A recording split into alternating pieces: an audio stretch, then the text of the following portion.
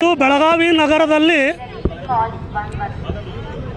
ಮೊನ್ನೆ ಹುಬ್ಬಳ್ಳಿಯಲ್ಲಿ ಆಗಿರ್ತಕ್ಕಂಥ ಅಂಜಲಿ ಅಂಬಿಗರ್ ವಿದ್ಯಾರ್ಥಿನಿಯ ಕಗ್ಗೋಲೆಯ ವಿರುದ್ಧ ಒಂದು ಹೋರಾಟ ಮಾಡ್ತಾ ಇದ್ದೇವೆ. ಇದು ಬೆಳಗಾವಿ ಜಿಲ್ಲೆಯ ಕೋಲಿ ಬೆಸ್ತ ಸಮುದಾಯ ಮತ್ತು ಬೆಳಗಾವಿ ಜಿಲ್ಲೆಯ ಪ್ರಬುದ್ಧ ನಾಗರಿಕರ ಬೆಂಬಲದೊಂದಿಗೆ ಬೆಳಗಾವಿ ನಗರದ ಚೆನ್ನಮ್ಮ ವೃತ್ತದಲ್ಲಿ ಎಲ್ಲ ಸಮಾಜದ ಬಾಂಧವರು ಸೇರಿದ್ದಾರೆ. ನೂರಾರು ಜನರು ಇವತ್ತು ಈ ಕಗ್ಗೋಲೆ ವಿರುದ್ಧ ಹೋರಾಟ ಮಾಡೋದಕ್ಕಾಗಿ ಒಂದು ಕರೆಗಾಗಿ ನಿನ್ನೆ ನಾವು ಹೇಳಿದಾಗ ಇವತ್ತೆಲ್ಲರೂ ಬಂದಿದ್ದಾರೆ. ಇದು ಹುಬ್ಬಳ್ಳಿಯಲ್ಲಿ ಆಗಿರ್ತಕ್ಕಂಥ ಒಂದು ಹಿಂದುಳಿದ ವರ್ಗದ ವಿದ್ಯಾರ್ಥಿನಿ, ಅದು ಬಡ ವಿದ್ಯಾರ್ಥಿನಿ. ಕಾಲೇಜಿಗೆ ಹೋಗಿ ತನ್ನ ಕುಟುಂಬವನ್ನು ನಿರ್ವಹಣೆ ಮಾಡ್ತಕ್ಕಂಥ ವಿದ್ಯಾರ್ಥಿನಿಯನ್ನು ಒಬ್ಬ ದುಷ್ಟ ಹಗಲೇ ಮನೆಗೆ ಬಂದು ಕಗ್ಗೋಲೆ ಮಾಡ್ತಾರೆ ಅಂದರೆ ಇದು ಯಾವ ಸರ್ಕಾರ ಇದೆ, ಯಾವ ರೀತಿಯಾಗಿರ್ತಕ್ಕಂಥ ವ್ಯವಸ್ಥೆ ಇಲ್ಲಿ ಇದೆ?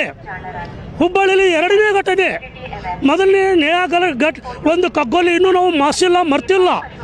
ಅದೇ ಸಂದರ್ಭದಲ್ಲಿ ಇದು ಆಗಿದೆ ಅಂದರೆ ಇದರ ಅರ್ಥ ಎಲ್ಲೋ ಕಾನೂನು ವ್ಯವಸ್ಥೆ ವಿಫಲ ಆಗ್ತಾ ಇದೆ ಮತ್ತು ವಿದ್ಯಾರ್ಥಿನಿಯರ ಹೆಣ್ಣು ಮಕ್ಕಳ ಮೇಲೆ ಯಾವುದೇ ರೀತಿಯಾಗಿರ್ತಕ್ಕಂಥ ರಕ್ಷಣೆ ಈ ಸರ್ಕಾರದಿಂದ ಸಿಗ್ತಾ ಇಲ್ಲ. ಈ ಕಾರಣಕ್ಕಾಗಿ ಈ ಅಂಜಲಿ ಅಂಬಿಗರ್ ಅಂತಕ್ಕಂಥ ವಿದ್ಯಾರ್ಥಿನಿಯ ಕಗ್ಗೋಲೆ ಒಂದು ಕುರಿತು ನಾವು ಹೋರಾಟ ಮಾಡ್ತಾ ಇದ್ದೇವೆ. ಆ ದುಷ್ಟ ಕೊಲೆ ಮಾಡಿರ್ತಕ್ಕಂಥವನನ್ನು ಕಂಪ್ಲೀಟಾಗಿ ಅವನಿಗೆ ಕಾನೂನಿಗೆ ವಶಕ್ಕೆ ಒಳಪಡಿಸಿ ಅದಕ್ಕೆ ಬೇಕಾಗಿರ್ತಕ್ಕಂಥ ತನಿಖೆಯನ್ನು ಕೈಗೊಂಡು ಕಠಿಣ ಕ್ರಮ ಕೈಗೊಳ್ಳಬೇಕು. ಹಾಗೂ ಬಡ ವಿದ್ಯಾರ್ಥಿನಿ ಆಗಿರ್ತಕ್ಕಂಥ ಅಂಜಲಿ ಅಂಬಿಗರ್ ಅವರ ಮನೆಗೆ ಸರ್ಕಾರವು ತಕ್ಷಣವೇ ಇಲ್ಲಿ ಪರಿಹಾರ ಘೋಷಣೆ ಮಾಡಬೇಕಂತ ಹೇಳಿ ನಾವು ಹೇಳ್ತಾ ಇದ್ದೀವಿ. ಈ ನಿಟ್ಟಿನಲ್ಲಿ ಮಾಧ್ಯಮದವರು ತಾವು ನೀಡಿರ್ತಕ್ಕಂಥ ಸಹಕಾರಕ್ಕೆ ನಮ್ಮ ಒಂದು ಧನ್ಯವಾದ ಕೃತಜ್ಞತೆ ಸಲ್ಲಿಸ್ತೇವೆ. ಬೋಲೋ ಭಾರತ್ ಮಾತಾ ಕಿ. ಕರ್ನಾಟಕದ ಕಾಂಗ್ರೆಸ್ ಸರ್ಕಾರ ಬಂದಾಗಿಂದ ವಿದ್ಯಾರ್ಥಿನಿಗಳ ಹತ್ಯೆಯ ಸರಣಿಗಳೇ ನಡೀತಾ ಇದೆ. ಮಡಿಕೇರಿ ಒಳಗಡೆ ಮೀನಾ ಎಂಬ ಹೈಸ್ಕೂಲ್ ವಿದ್ಯಾರ್ಥಿಯನ್ನ ರುಂಡ ಕತ್ತರಿಸಿ ಕೊಲೆ ಮಾಡ್ತಾರೆ. ದಾವಣಗೆರೆಯಲ್ಲಿ ಸಂದೀಪ್ ಎಂಬ ಹುಡುಗನನ್ನ ಕೊಲೆ ಮಾಡ್ತಾರೆ. ಹುಬ್ಬಳ್ಳಿಯ ಒಳಗೆ ನೇಹಾ ಹತ್ಯೆ ಮಾಸುವ ಮುನ್ನನೇ ಒಬ್ಬ ದಲಿತ ವಿದ್ಯಾರ್ಥಿನಿಯನ್ನ ಬಲಾತ್ಕಾರವಾಗಿ ಗರ್ಭಿಣಿ ಮಾಡಿ ಅವಳನ್ನು ಮತಾಂತರ ಮಾಡುವಂತಹ ಪ್ರಯತ್ನ ಸದ್ದಾಮಿನ್ನವರಿಂದ ಆಗಿದೆ. ಪ್ರಬುದ್ಧ ಎಂಬ ಹೆಣ್ಮಗಳು ಇವತ್ತಿಗೂ ಸಂಶಯಾತ್ಮಕವಾಗಿದೆ. ಅವಳು ಆತ್ಮಹತ್ಯೆ ಮಾಡ್ಕೊಳ್ತಾಳೆ.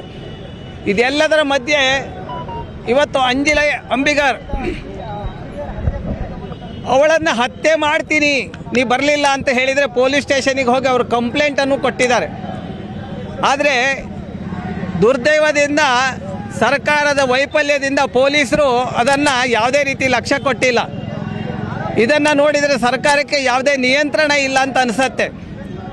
ಯಾವುದೇ ಒಂದು ಹನುಮಾನ್ ಚಾಲೀಸ್ ಹೇಳಿದವ್ರ ಮೇಲೆ ಕೇಸ್ ಹಾಕ್ತಾರೆ, ಅವ್ರ ಮೇಲೆ ಹಲ್ಲೆಯನ್ನು ಮಾಡ್ತಾರೆ. ಜೈ ಶ್ರೀರಾಮ್ ಹೇಳಿದವ್ರ ಮೇಲೆ ಹಲ್ಲೆ ಮಾಡ್ತಾರೆ. ಯಾವ ಅಖಂಡ ಶ್ರೀನಿವಾಸ ಮೂರ್ತಿಯವರ ಮನೆಗೆ ಬೆಂಕಿ ಹಚ್ಚಿದ್ರೂ ಸಹಿತವಾಗಿ ಯಾವುದೇ ರೀತಿಯ ಕ್ರಮ ಕೈಗೊಂಡಿಲ್ಲ.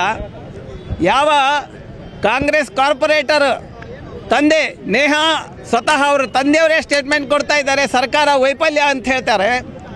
ಇವತ್ತು ಕಾಂಗ್ರೆಸ್ ಒಬ್ಬ ಕಾರ್ಯಕರ್ತ ಹುಬ್ಬಳ್ಳಿಯಿಂದ ಪತ್ರ ಬರೆದಿದ್ದಾರೆ, ನಿಮ್ಮ ಕಡೆ ಸರ್ಕಾರ ಆಗಲಿಲ್ಲ ಅಂತಂದ್ರೆ ನೀವು ಕೆಳಗಿಳಿರಿ ಅಂಥೇಳಿ. ಸರಣಿ ಹತ್ಯೆ ನಡೆದರೂ ಸಹಿತವಾಗಿ ಯಾವುದೇ ರೀತಿಯ ಕಾನೂನಿನ ವ್ಯವಸ್ಥೆ ಇಲ್ಲ. ಈಗ ಯಾವ ಕಾಂಗ್ರೆಸ್ಸಿನ ರಾಷ್ಟ್ರೀಯ ಅಧ್ಯಕ್ಷರಿದ್ದಾರೆ ಅದೇ ಕ್ಷೇತ್ರದೊಳಗೆ ಒಬ್ಬರು ರಾಕೇಶ್ ಎಂಬ ದಲಿತ ಯುವಕ ಹಸಿದು ರೊಟ್ಟಿ ಕೇಳಲಿಕ್ಕೆ ಹೋಗ್ತಾರೆ. ಆದರೆ ರಾತ್ರಿ ಅವನ ಒದ್ದು ಅವನನ್ನು ಕೊಲೆ ಮಾಡ್ತಾರೆ. ಅದೇ ರೀತಿ ಗುಲ್ಬರ್ಗಾದೊಳಗಡೆ ಎರಡನೇ ಕಾರಿನ ವ್ಯಾಪಾರ ಮಾಡ್ತಾ ಇರುವಂಥ ವ್ಯಕ್ತಿಗಳನ್ನ 3-4 ಜನರ ಕರ್ಕೊಂಡೋಗಿ ಪೂರ್ಣ ನಗ್ನ ಸ್ಥಿತಿ ಒಳಗಡೆ ಅವರಿಗೆ ಮರ್ಮಾಂಗಕ್ಕೆ ಬ್ಯಾಟ್ರಿಯ ಟಾರ್ಚರ್ ಕೊಡ್ತಾರೆ. ಅಂದರೆ ಇದು ನಾವು ಕೇರಳದಲ್ಲಿದ್ದೀವೋ, ನಾವು ಕಾಶ್ಮೀರದಲ್ಲಿದ್ದೀವೋ, ನಾವು ತಾಲಿಬಾನ್ದಲ್ಲಿದ್ದೀವೋ ಹೇಳಿ ನಮ್ಗೆ ಸಂಶಯ ಬರ್ತಾ ಇದೆ.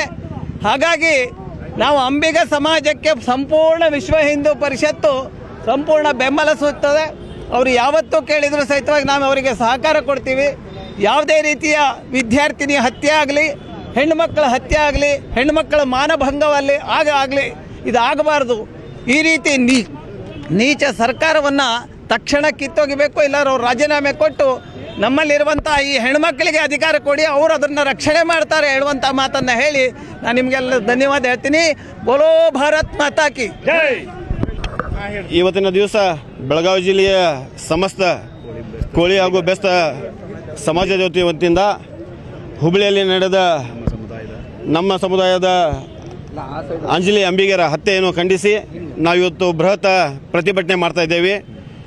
ತಾವು ನೋಡ್ಬೋದು, ಹುಬ್ಬಳ್ಳಿಯಲ್ಲಿ ನೇಹಾ ಹಿರೇಮಠ ಕೊಲೆ ಇನ್ನೂ ಮಾಸದಾಗಿದೆ ಮತ್ತೊಂದು ಹತ್ಯಾಕಾಂಡ ನಡೆದಿದೆ.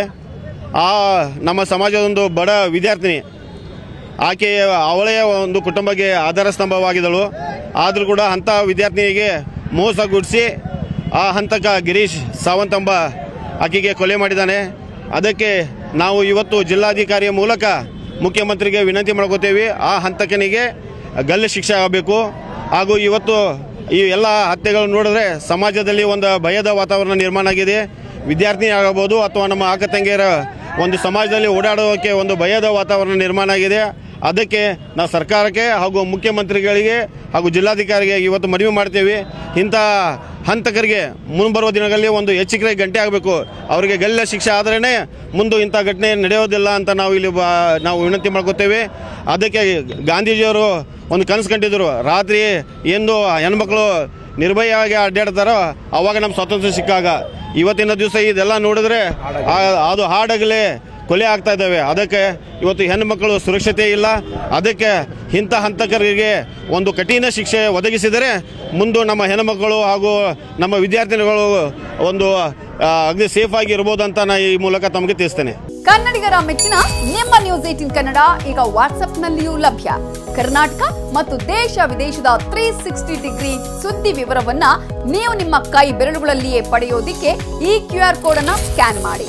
ನಮ್ಮ ಚಾನೆಲ್ ಅನ್ನ ಫಾಲೋ ಮಾಡಿ, ನೋಟಿಫಿಕೇಶನ್ ಆನ್ ಮಾಡಿ.